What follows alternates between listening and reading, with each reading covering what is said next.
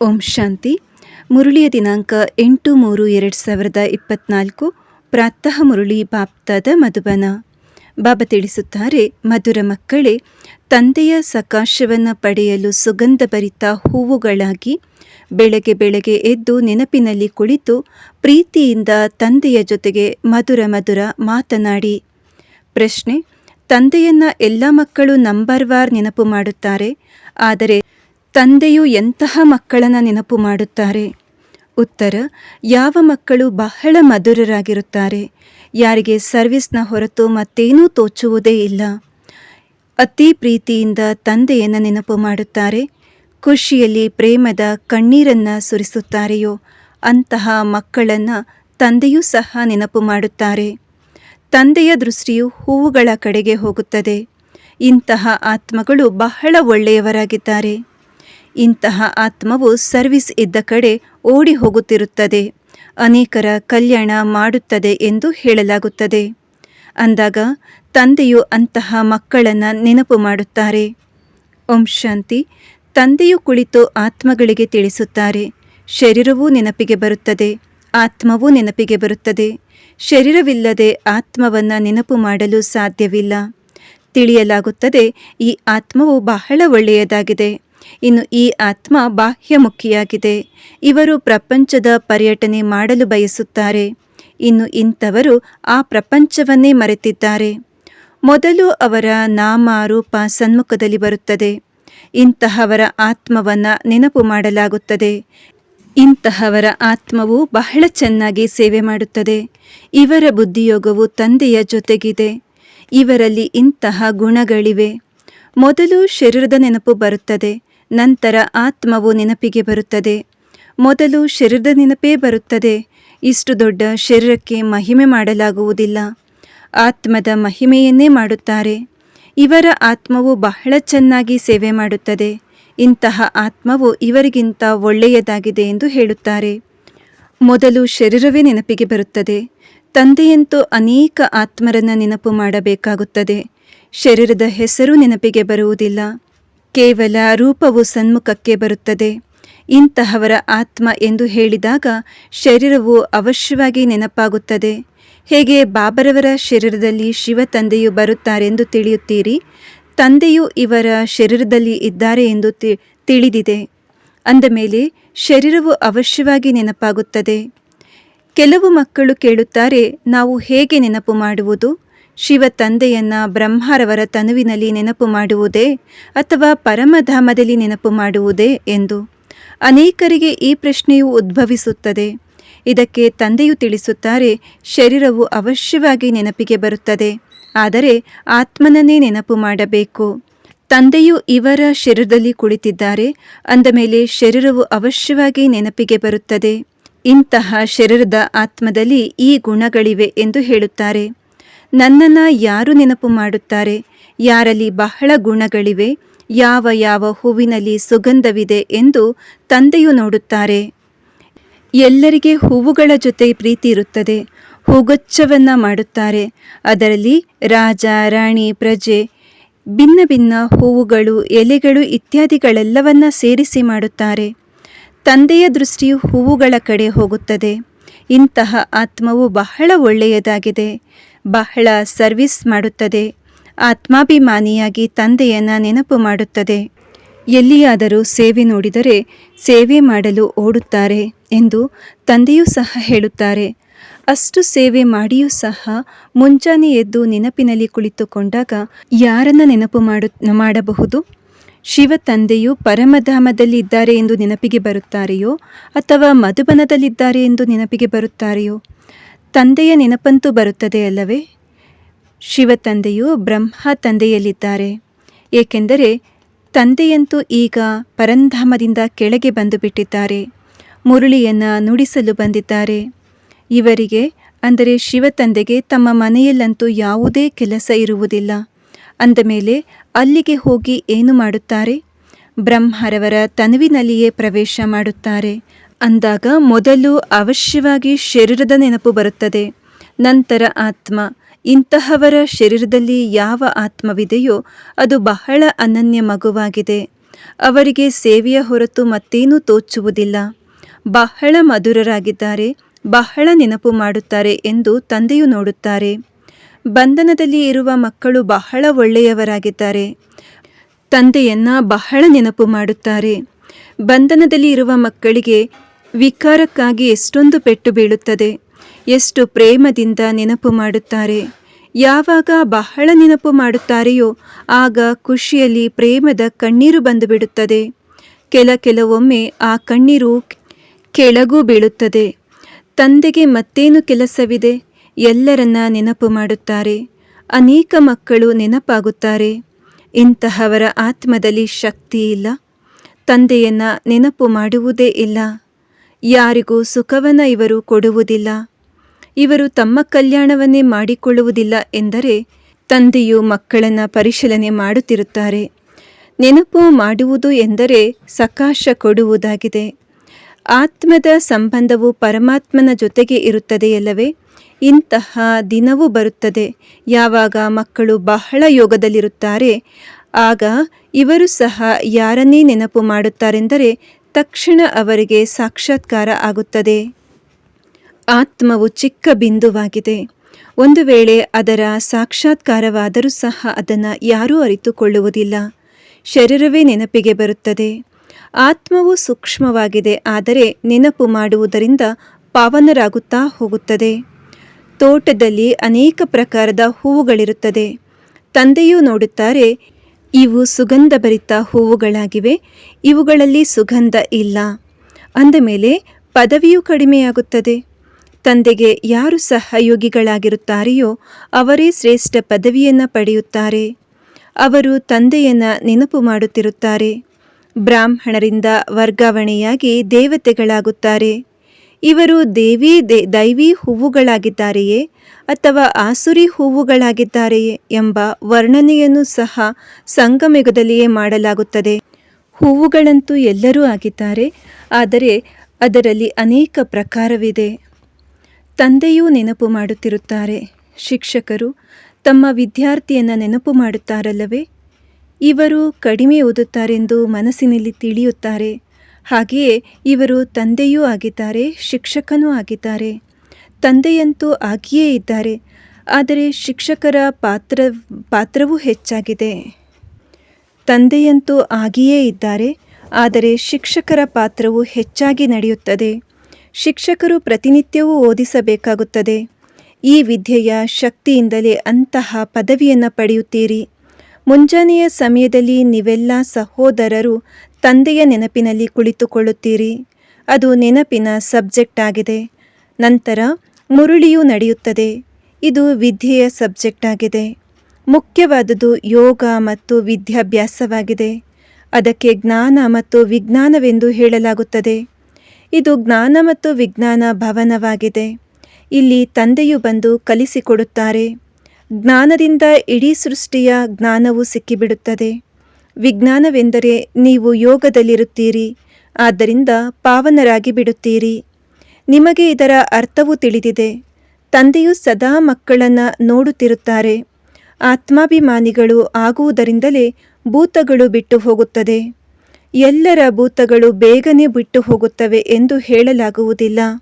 ಲೆಕ್ಕಾಚಾರವು ಯಾವಾಗ ಸಮಾಪ್ತಿಯಾಗುತ್ತದೆಯೋ ನಂತರ ನಡವಳಿಕೆಯ ಅನುಸಾರವಾಗಿಯೇ ಪದವಿಯನ್ನು ಪಡೆಯುತ್ತಾರೆ.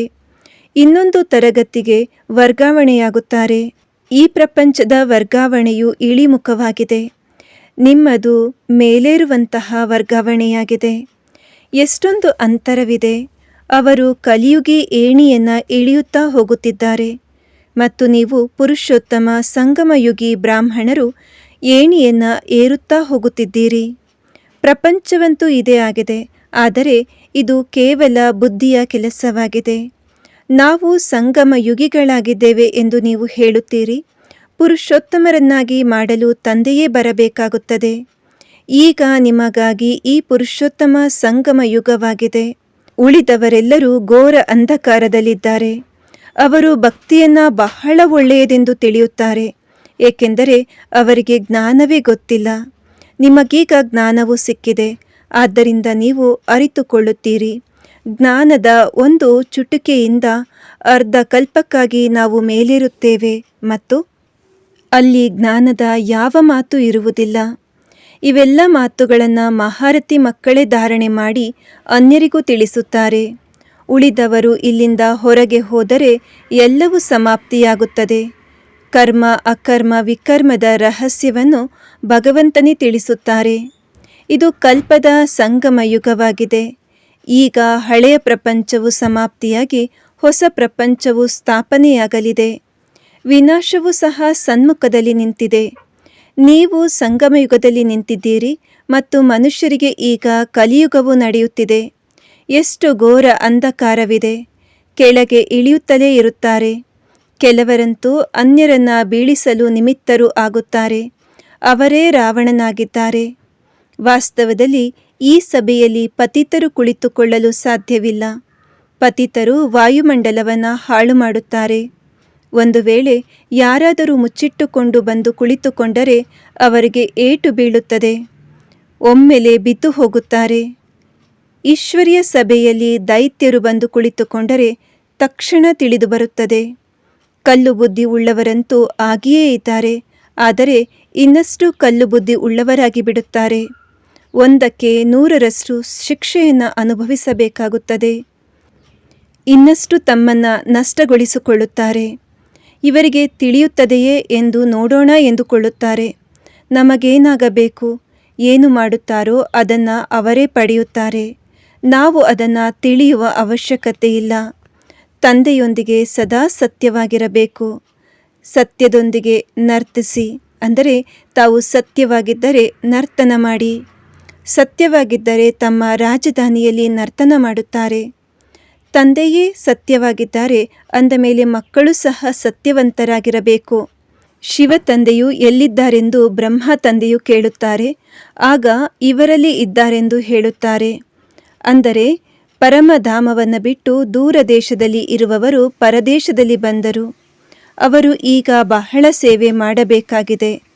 ತಂದೆಯು ತಿಳಿಸುತ್ತಾರೆ, ಮಕ್ಕಳೇ, ನಾನು ಇಲ್ಲಿ ಹಗಲು ರಾತ್ರಿ ಸೇವೆ ಮಾಡಬೇಕಾಗುತ್ತದೆ. ಸಂದೇಶಿಯರಿಗೆ ಭಕ್ತರಿಗೆ ಸಾಕ್ಷಾತ್ಕಾರ ಮಾಡಿಸಬೇಕಾಗುತ್ತದೆ. ಇಲ್ಲಿಯೇ ಸೇವೆ ಇರುತ್ತದೆ. ಪರಮಧಾಮದಲ್ಲಿ ಯಾವುದೇ ಸೇವೆ ಇರುವುದಿಲ್ಲ. ಸೇವೆ ಇಲ್ಲದೆ ತಂದೆಗೆ ಸುಖವೆನಿಸುವುದೇ ಇಲ್ಲ. ಇಡೀ ಪ್ರಪಂಚದ ಸೇವೆ ಮಾಡಬೇಕಾಗಿದೆ.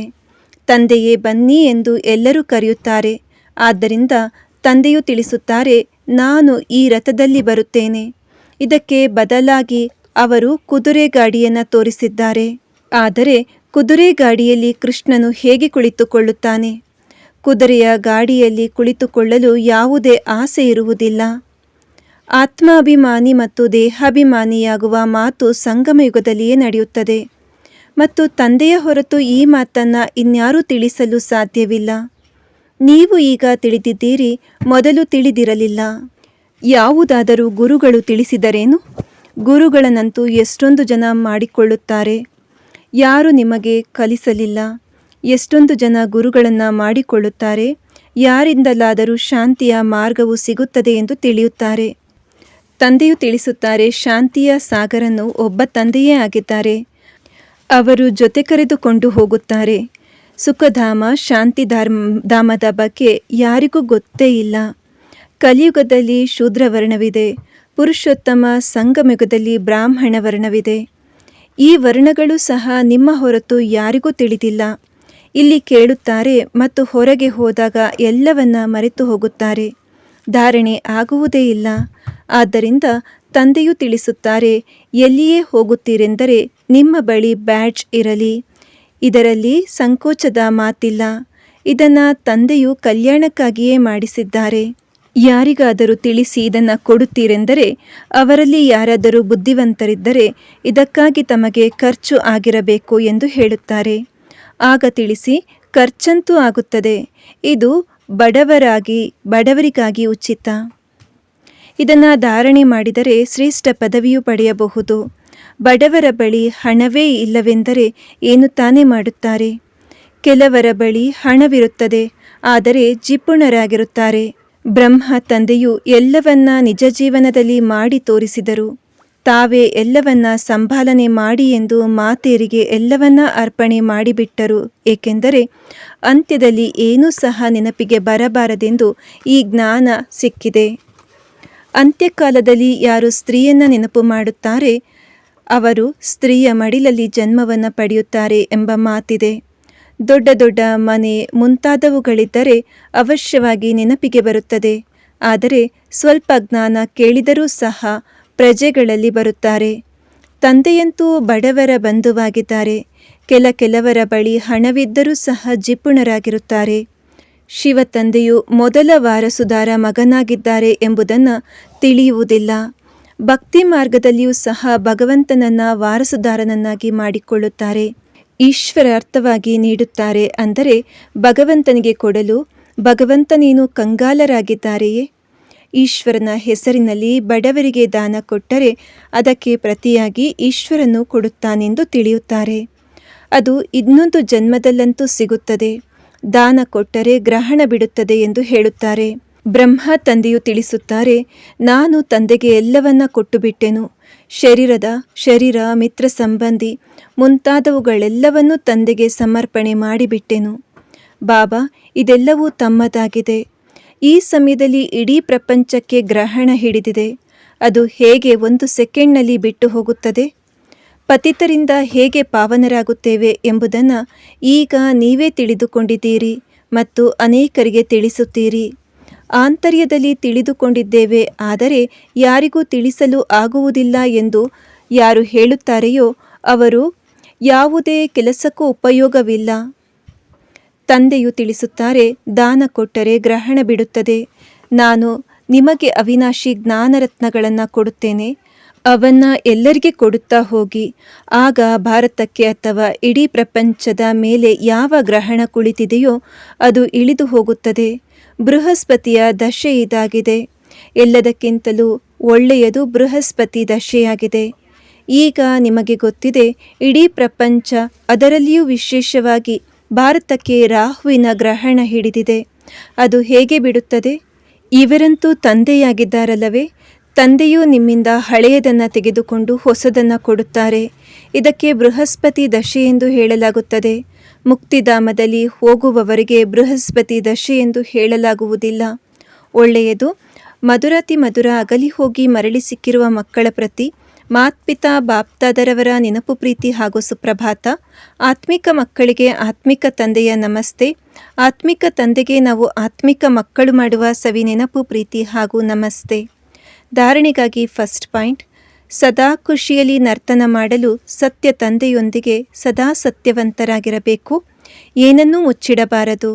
ಸೆಕೆಂಡ್ ಪಾಯಿಂಟ್, ತಂದೆಯ ಯಾವ ಅವಿನಾಶಿ ಜ್ಞಾನರತ್ನಗಳನ್ನು ಕೊಡುತ್ತಾರೆ ಅವನ್ನ ಎಲ್ಲರಿಗೆ ಹಂಚಬೇಕು. ಜೊತೆಗೆ ಶಿವ ತಂದೆಯನ್ನ ತಮ್ಮ ವಾರಸುದಾರನನ್ನಾಗಿ ಮಾಡಿಕೊಂಡು ಎಲ್ಲವನ್ನ ಸಫಲ ಮಾಡಬೇಕು. ಇದರಲ್ಲಿ ಜಿಪುಣರಾಗಬಾರದು. ಇಂದಿನ ವರದಾನ, ಬಿಂದು ಮತ್ತು ಹನಿಯ ಮಹತ್ವವನ್ನು ತಿಳಿದು ತಮ್ಮ ಶ್ರೇಷ್ಠ ಸ್ಥಿತಿಯನ್ನು ಮಾಡಿಕೊಳ್ಳುವವರೇ ಸಿದ್ಧಿ ಸ್ವರೂಪ ಭವ. ವರದಾನದ ವಿಶ್ಲೇಷಣೆ. ಶಿವ ಪರಮಾತ್ಮನ ಪೂಜೆಯಲ್ಲಿ ಒಂದು ಬಿಂದುವಿನ ವಿಶೇಷತೆ ಇದೆ, ಇನ್ನೊಂದು ಹನಿಯ ವಿಶೇಷತೆ ಇದೆ. ಎರಡರದು ತಮ್ಮ ಮಹತ್ವವಿದೆ. ಆತ್ಮ, ಪರಮಾತ್ಮ ಮತ್ತು ಪ್ರಕೃತಿಯ ಈ ಆಟ ಅರ್ಥಾತ್ ಡ್ರಾಮಾ ಮೂರರ ಜ್ಞಾನ ಪ್ರತ್ಯಕ್ಷ ಜೀವನದಲ್ಲಿ ಬಿಂದುವೇ ಅನುಭವವಾಗುತ್ತದೆ ಮತ್ತು ಹನಿಯಾಗಿದೆ. ಶುದ್ಧ ಸಂಕಲ್ಪಗಳ ಸ್ಮೃತಿ, ಅದರಿಂದ ಮಿಲನದ ಸಿದ್ಧಿ ಅನುಭವವಾಗುತ್ತದೆ. ಆತ್ಮಿಕ ವಾರ್ತಾಲಾಪದಲ್ಲಿ ಪ್ರಾಪ್ತಿಗಳ ಶೀತಲ ಹನಿಗಳು ತಂದೆಯ ಮೇಲೆ ಹಾಕುತ್ತೀರಿ. ಇದರಿಂದಲೇ ಶ್ರೇಷ್ಠ ಸ್ಥಿತಿಯಾಗಿ ಬಿಡುತ್ತದೆ. ಇದರ ಸ್ಮಾರಕವಾಗಿ ಭಕ್ತಿಯಲ್ಲಿಯೂ ಸಹ ನಡೆದು ಬರುತ್ತದೆ. ಸ್ಲೋಗನ್: ಹೆಚ್ಚು ಮಾತನಾಡುವುದರಿಂದ ಬುದ್ಧಿಯ ಶಕ್ತಿಯು ಕಡಿಮೆಯಾಗಿ ಬಿಡುತ್ತದೆ. ಆದ್ದರಿಂದ ಸ್ವಲ್ಪವೇ ಆದರೂ ಮಧುರವಾಗಿ ಮಾತನಾಡಿ. ಒಳ್ಳೆಯದು. ಓಂ ಶಾಂತಿ.